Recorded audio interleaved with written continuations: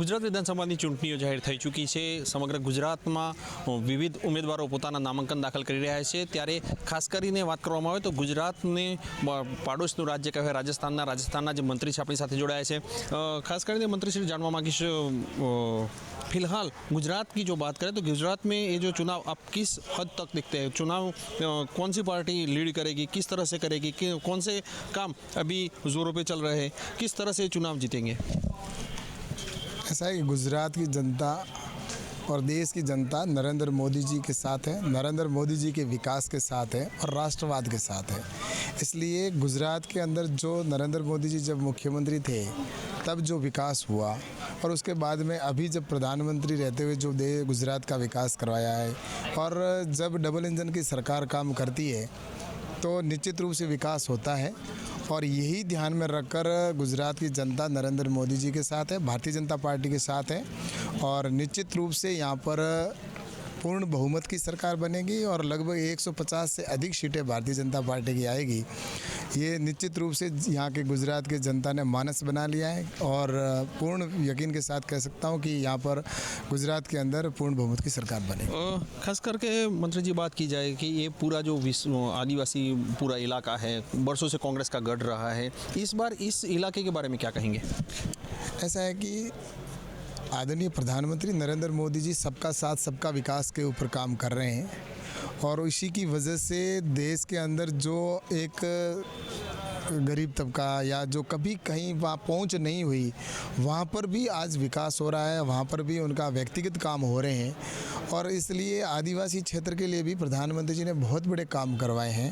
आज देश के अगर राष्ट्रपति जैसा पद भी आज आदिवासी समाज से अगर प्रधानमंत्री जी की वजह से और भारतीय जनता पार्टी के जो निर्णय की वजह से हुआ है, तो ये आदिवासी क्षेत्र की जनता समझती है। और निश्चित रूप से मानगढ़ के अंदर आप सबने देखा भी होगा कि प्रधानमंत्री जी के साथ में आदिवासी समाज के साथ साथ सभी वर्ग प्रधानमंत्री जी नरेंद्र मोदी जी के साथ हैं, हमारे आदरणीय अमित शाह जी के साथ हैं। और इसलिए इस बार इस जगह पर भी भारतीय जनता पार्टी के प्रत्याशी है बहुत बड़े अंतराल के साथ में जीत कर आएंगे।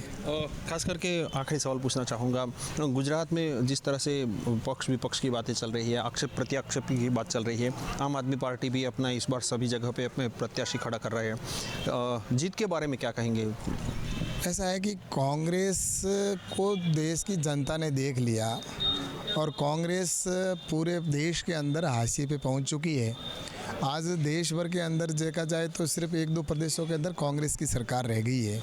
जनता के विश्वास पर उन्होंने काम नहीं किया, इसकी वजह से वो आज सब जगह से समाप्त होते जा रहे हैं। और उनका नेतृत्व भी आज जिस तरह से देख रहे हैं तो उसमें कोई नेतृत्व का भी विहीन जैसा लगता है।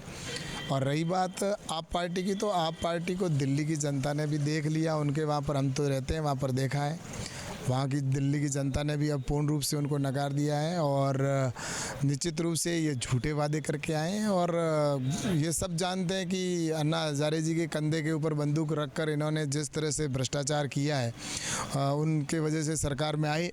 लेकिन उनका मुख्य उद्देश्य उस समय अन्ना हजारे जी का विज़न यही था कि भ्रष्टाचार को हम समाप्त करेंगे, लेकिन उनके कंधे पर बंदूक रखकर सत्ता में आए। और उसके बाद में दिल्ली के अंदर जिस तरह से भ्रष्टाचार हो रहा है, जिस तरह से लूट मची है और जंगल राज जैसा जिस तरह से वहाँ पर देखें तो वो इनकी जिस तरह से हुई है स्थिति गुजरात दिल्ली के अंदर, तो ये झूठे वादे करते हैं और वहाँ पर भ्रष्टाचार में पूर्ण रूप से विलुप्त है इनकी सरकार। और इसलिए जनता अब पूर्ण रूप से समझ चुकी है इस बात को।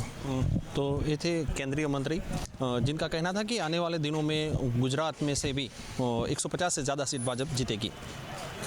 हसमुख पटेल, गुजरात फर्स्ट, साबरकांठा।